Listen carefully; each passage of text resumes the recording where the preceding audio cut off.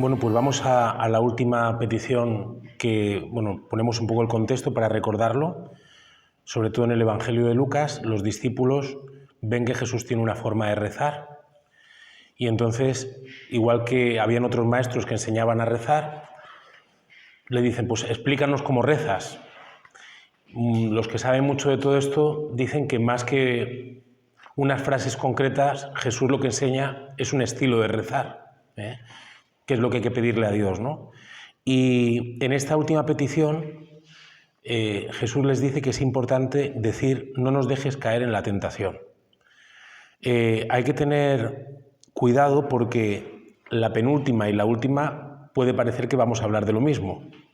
La penúltima dice, no nos dejes caer en la tentación. Y la última dice, y líbranos del mal. No voy a adelantarme al líbranos del mal. Pero fijaos, el mal, que en latín es el malo, libéranos a malo, que es como dice en la versión original, es el tentador. Líbranos del tentador. Pero respecto a la tentación, se le dice no nos dejes caer. Es líbranos del tentador. Y de la tentación que nos puede venir es no nos dejes caer. Son dos cosas distintas que yo creo que son importantes tener en cuenta. Cuando hago esta distinción, es bueno tener en cuenta, yo siempre lo explico muchas veces, intento comunicarlo. Dios no nos manda cosas malas. Yo creo que esta es una cosa que es una pauta. Es decir, cuando uno tiene una enfermedad, la enfermedad no nos la manda Dios. La tentación, no nos dejes caer en la tentación, no nos la manda Dios. Lo digo porque hay muchas personas que pueden decir, Dios te ha puesto una prueba, te ha puesto una tentación. Esto para mí es súper importante y casi con esto me quedaría. La tentación, ¿quién la pone? El tentador.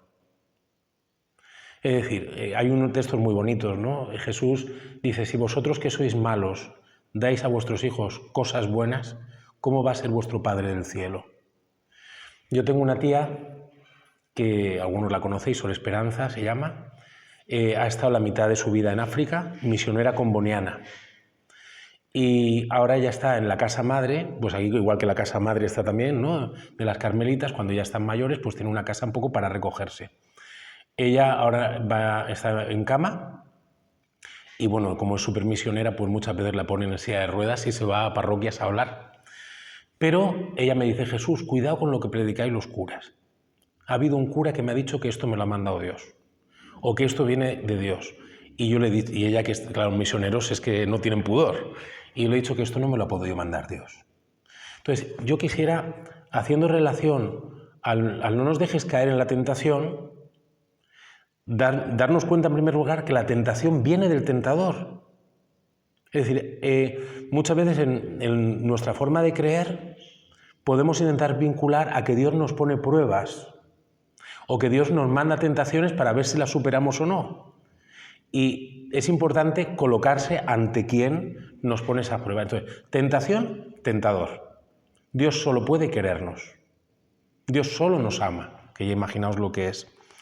Para todo esto, bueno, pues yo quisiera poner en correlación el texto de la primera tentación con la tentación de Jesús. ¿Por qué? Porque Adán y Eva, vamos a tomarlos como la humanidad, los primeros, el hombre y mujer, humanidad, ¿qué les pasó? Apareció el tentador. Y el tentador aparecía, pues imaginaos, se habla de géneros literarios porque había que contarlo como una especie de historia y así dar el análisis de lo que pudo pasar. Entonces, el tentador era la serpiente. Se metió en medio y les trajo la tentación. ¿Y qué le sucedió a Adán y Eva?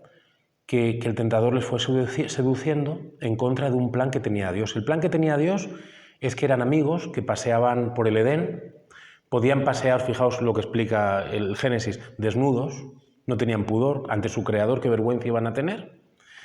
Y solo les había dicho Dios una cosa, podéis tomar de todos menos de un árbol. Aparece el tentador. Entonces, ¿os ha dicho Dios que no podéis tomar de ningún árbol? Empieza diciendo así, ¿verdad? Y dice, no, solo ha dicho que de uno no. Ah, bueno, y os ha dicho que no toméis de este uno, porque si tomáis de este uno vais a ser como Dios. Les sigue engañando, hasta que les seduce. Toman del fruto, uno se lo pasa al otro. Bueno, el tentador ha conseguido lo que quería. El regalo de que el Papa Francisco todos los miércoles y después los sábados haga un comentario sobre la Biblia que hace allí en Roma, es que nos explica muchas cosas, y la palabra diablo quiere decir el que separa, y poniendo tentaciones, y en este caso la tentación es: seréis igual que Dios, y en ese momento ellos caen en la tentación. Bueno, ese texto lo conocemos todos, ¿verdad? Muchas veces lo hemos visto en arte. El pasaje de Jesús, que también se le pone el tentador delante, es distinto, porque su respuesta no es la misma que la de Adán y Eva, y es donde yo quería centrarme también un poquitín. Jesús vive la misma experiencia que Adán y Eva, la de que aparece el tentador poniendo tentación.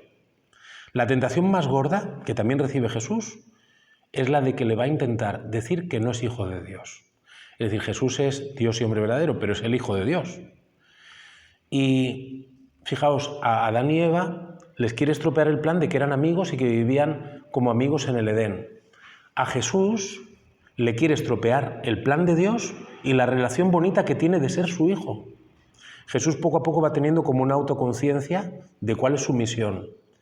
Y cuando llega al desierto va teniendo experiencia y va reconociendo que es el Hijo de Dios. Y el diablo, que busca dividir, va poniéndole tentaciones. Tentaciones sobre todo para que rompa su trato con Dios su Padre y para que no se sienta feliz como hijo de Dios.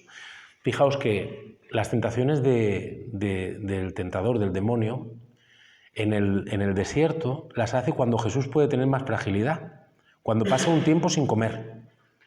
Son detalles que explica, ¿no? Llevaba 40 días sin comer, bueno, pues dice: voy a atacarte.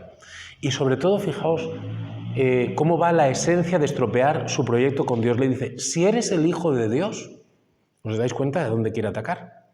El núcleo del tentador es ir a las esencias. Y el regalo más bonito de Jesús es que es el Hijo de Dios. Eso lo podemos también aplicar hacia nosotros, ¿no? Y son 3 las tentaciones que dice. Apego a las cosas materiales.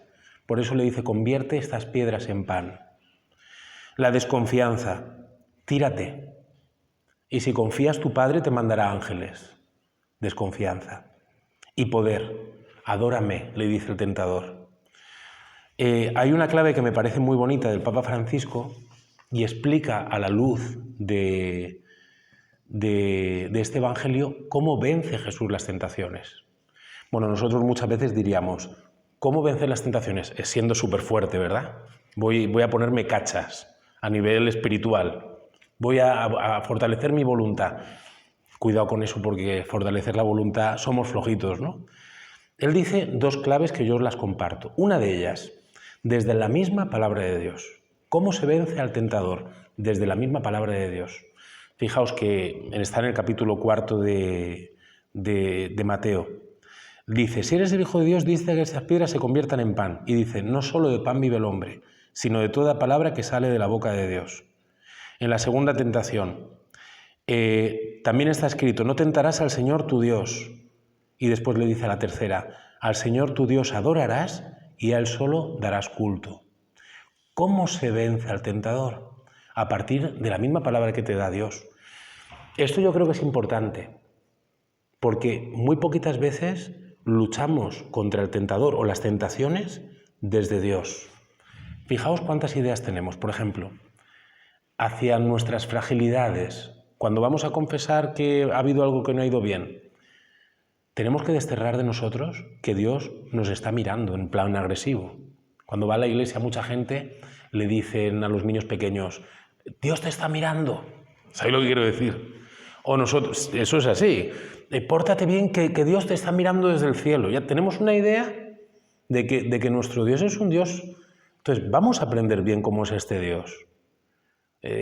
Fijaos todos los textos que hay. No hay nada que pueda separarme de vuestro amor. Aunque los montes se cambiaran de lugar, nunca cambiaría mi amor por ti. Lo que os he dicho antes, ¿puede acaso una madre olvidarse del hijo de sus entrañas? Pues aunque ella se olvidara, yo nunca me olvidaré de ti. El profeta Isaías: tengo tu nombre tatuado en la palma de mi mano.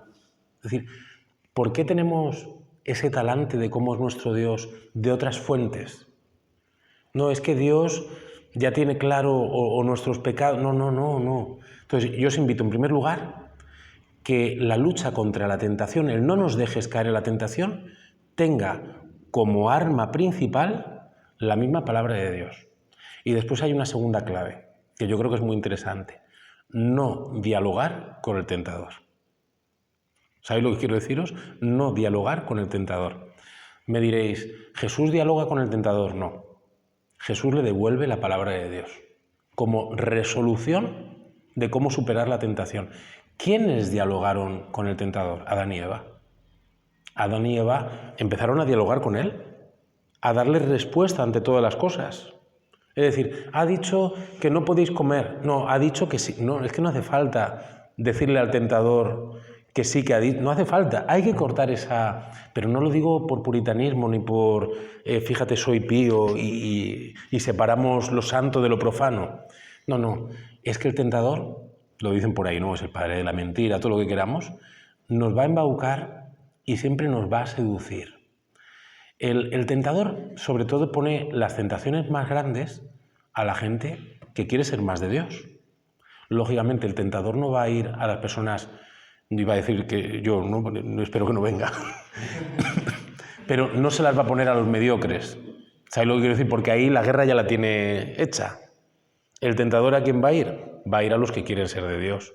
Y encima va a intentar poner tentaciones así gordas, en plan de no conocerme hijo, de no saberme querido, que es una tentación muy gorda hoy. Y lo va a intentar hacer en los lugares que más dudas pueda poner. Yo siempre lo he pensado, y sabemos los que estamos aquí, muchos, que el corazón de la diócesis es el seminario. Lo sabemos, ¿no? Y el seminario es un lugar donde el tentador puede tener mucho interés de que no funcionen las vocaciones, de que hayan dificultades que sean muy problemáticas. Yo cuando pensaba esto, entonces digo, ¿y qué armas tiene el seminario? Y pienso en sus patronos. Por un lado tiene la Inmaculada. Sabéis que si Eva y Adán fueron aquellos que cayeron en la tentación, la imagen de la Inmaculada Concepción en su iconografía es María, que sería como la nueva Eva, que ¿qué está haciendo? Pisando una serpiente. Entonces es como que es la vencedora de esa primera Eva que fue seducida por el tentador. Pero fijaos, el segundo patrono es San Miguel, es el seminario de San Miguel. Cuando uno entra a la iglesia, a la capilla mayor, ve que hay una gran imagen de San Miguel que está con una espada pues batallando contra el tentador, contra Satanás. ¿Por qué vengo a decir esto? Un lugar donde pueden nacer apóstoles de Jesús para una tierra, para una diócesis, para una ciudad, es el lugar que más interés tiene el tentador de poner la tentación. Entonces, ante mucho momento de gracia o mucha respuesta generosa, es lógico que el tentador ponga las tentaciones. Entonces, como decía, dos grandes claves. Conviene no dialogar con el tentador y en este aspecto superar las tentaciones con la palabra de Dios. Sobre todo con la palabra que ilumine con una verdadera o correcta doctrina acerca de cómo es Dios. El Papa, en los últimos encuentros que ha tenido de jóvenes, ha hablado sobre la confesión, que es donde uno acude a pedir perdón a Dios por caer en la tentación. Y fijaos, dice, estáis equivocados porque estáis poniendo el centro de la confesión en los pecados. Y el Papa dice, lógicamente, que uno tiene que confesar los pecados, pero no penséis tanto en los pecados, sino con el abrazo que quiere darte Dios. Te estás perdiendo el abrazo de Dios. Piensa más en el abrazo de Dios y menos en el pecado, ¿no? Yo creo que es una pasada verlo así. Por lo tanto, recapitulo un poco. Cuando hablamos de no nos dejes caer en la tentación, es una petición que le hacemos a Dios como salvador de nuestra propia vida, pero no es el que nos manda las tentaciones. Las tentaciones, lógicamente, vienen del tentador, que es el diablo, el demonio, como queramos llamarle, que es la última petición. Líbranos del malo o del mal. Y para superar todo esto conviene que tengamos no el talante de Adán y Eva, que dialogaron, que dieron una respuesta desde su propio interés, desde la desconfianza, y sin embargo apoyarse en el no diálogo y en la respuesta de la misma palabra de Dios. Así, por lo tanto, se vence al seductor. El Papa Francisco dice que sobre todo las tentaciones vienen, las más peligrosas, con el fin de dividirnos. Y con el fin de dividirnos, de ahí viene el término diablo. Y fijaos que es una realidad que se puede dar, como os decía antes, sobre todo en los que quieren vivir la fe con más fuerza. Sucede muchas veces en la misma iglesia. Los mismos creyentes sufren esa división porque el tentador se quiere meter en medio. Cuando vemos que hay distintas ramas entre los mismos cristianos, es porque el tentador quiere hacer división para que no se anuncie el Evangelio de Jesús. Cuando iban los misioneros a otras tierras a anunciar a Jesús y los que vivían en esas tierras veían que venían los católicos por un lado, que venían los protestantes por otro, que venían los evangelistas por otro, y todos hablando del mismo Jesús, decían, ¿de qué me estáis hablando? Porque no sois capaces de convivir, porque hay tres grupos distintos. Entonces, hay que tener mucho cuidado porque el propósito del tentador sobre todo es buscar la división entre dos realidades. En primer lugar, la división de nosotros con Dios, como pasaba entre Jesús y el Padre. El tentador quería abortar el plan, no vamos a llamarle así. Y después, por otro lado, dividirnos a los cristianos entre nosotros. Justamente a los cristianos que Dios nos ha regalado un montón de carismas y que deberíamos estar orgullosos de los carismas que tienen los demás. Fíjate, este sabe cantar, este sabe bailar, este sabe tocar el piano, este sabe... Y sin embargo el tentador enseguida va pues con la envidia, con el orgullo, con... Entonces yo creo que es un motivo muy bonito para pedirle a Dios que nos dé la gracia de descubrirle a Él como centro, como motivo y sobre todo descubriendo las armas para vencerle, para vencer al tentador. Y termino. No es para tener miedo. ¿Sabéis? Porque estas dos frases, el no nos dejes caer en la tentación, es como que entramos en lo oscuro. Tiene que iluminar esto, que Jesús venció al tentador y que su pasión, su muerte por nosotros, no fue la última palabra fue la resurrección. Y justamente en esa resurrección nosotros nos pegamos a Jesús para vencer al tentador y a todo lo que viene de él. Por lo tanto, aunque hayamos hablado todo el rato, porque tocaba en la frase del término tentación, tentador, que no nos quedemos con ese sabor de boca, que tengamos el gusto de decir, oye, me apego a Dios, no voy a permitir que... Ahora, sí que creo que no es justo, ya que Jesús enseñó ese modo de orar, omitir la tentación, no conocerla, no saber que existe, porque quizá el tentador lo que más puede desear es que pensemos que nos las manda Dios y que no existen. Eso sería un flaco favor. Por eso la Iglesia siempre ha puesto a la luz el pecado, ha puesto a la luz el que podamos pues, intuir que hay un tentador que manda esa tentación y podamos superarlo. Muy bien, bueno, pues esto es lo que quería compartir con vosotros. Han sonado las campanas y muchas gracias.